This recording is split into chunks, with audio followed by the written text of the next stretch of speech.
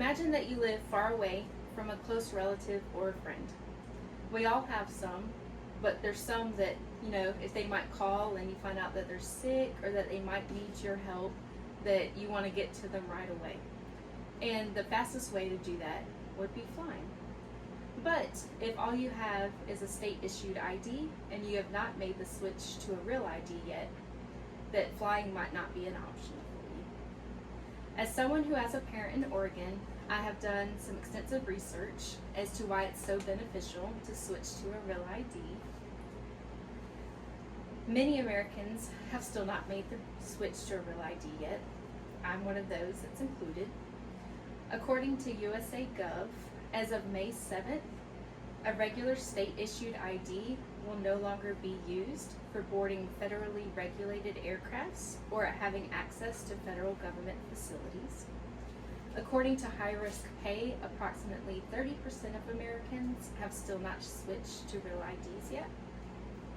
And according to CBS News, the TSA informs them that there's about 81% of people that are being compliant with real IDs at the security checkpoints, but that still leaves 2 out of 10 people that do not have an acceptable form of ID that is stopping lines in security, or it's causing them to not be able to fly, and it just becomes a little bit of a headache for everyone involved.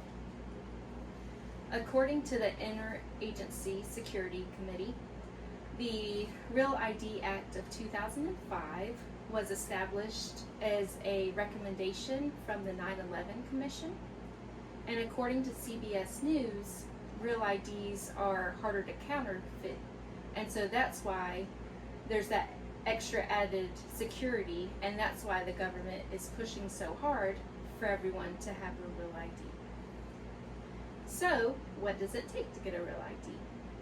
According to USA Gov, it takes 3 different things in order to get a real ID, and that is proof of identity, which can be something like a birth certificate, proof of social security number, and then also you have to have proof that you reside within that state.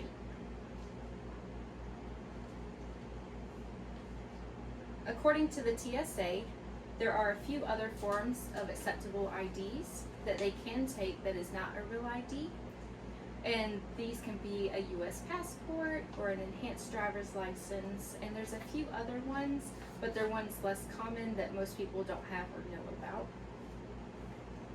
So what's to happen if you can't get a real ID? So there are a few people that might not be able to get one or might struggle with getting one. So in the meantime, there are other forms of transportation. So you can always take your personal vehicle or rent a car. But when you think about a road trip, if you're going 4 or 5 states away, it ends up taking a lot longer to get there than flying, and it might still cost more because you have to incorporate all the food, the gas, paying for a rental car, a hotel if you need to stop to rest, and it just adds up all together, and it takes longer for you to reach your destination. There is also another form of transportation that you can take without a real ID, and that's the Amtrak train. According to Amtrak, anyone that's 18 or older can board their train as long as they have a photo ID that's issued by the government, or they can have 2 forms of identification as long as one of those is issued by the government. And when you think about all of this, it's just so much more convenient to fly. So you have trains, buses, personal vehicles, renting cars, but nothing will get you somewhere quite as quickly as flying. Unless you're someone that's scared to fly, then, that's understandable. But still, a real ID might be helpful to make that switch, because we have no idea if it's going to be required for anything else going forward. If they're going to get rid of just state-issued IDs altogether, and they will only give out real IDs, or how any of that's going to work. And so this is kind of the first step this year of making an official crackdown to where you have to have it in order to do certain things. So looking at the information that we've gone through, Now we know why it's important to get a real ID, how you can get a real ID, but also we've learned about what life could be like if you didn't make the switch to a real ID. As someone who has someone very important to her on the other side of the country, I myself will be making that switch to a real ID. I can't imagine if I got a phone call that something was wrong. That's weeks of driving across the country to get there versus I can jump on a plane. Still might take me all day to get there, like it did when I went last summer. It was a lot of flying time, but still much faster, and I could get to my parent as fast as possible.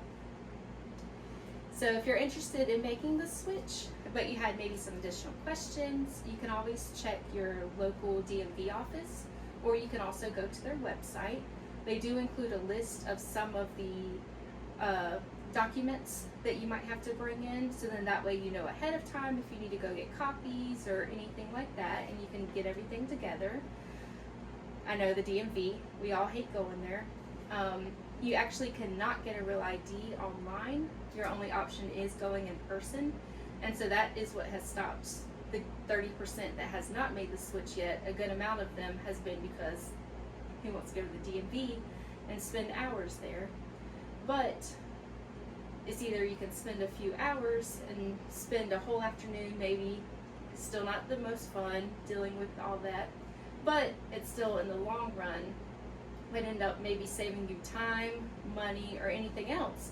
Because in return, if you didn't make the switch, like I said, you could have to travel far away, and that would cost you additional money and time.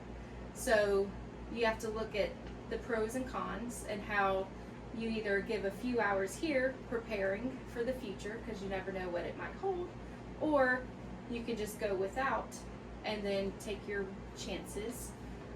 But I myself will be making that switch, and hopefully you guys too will look more into it if you have not already.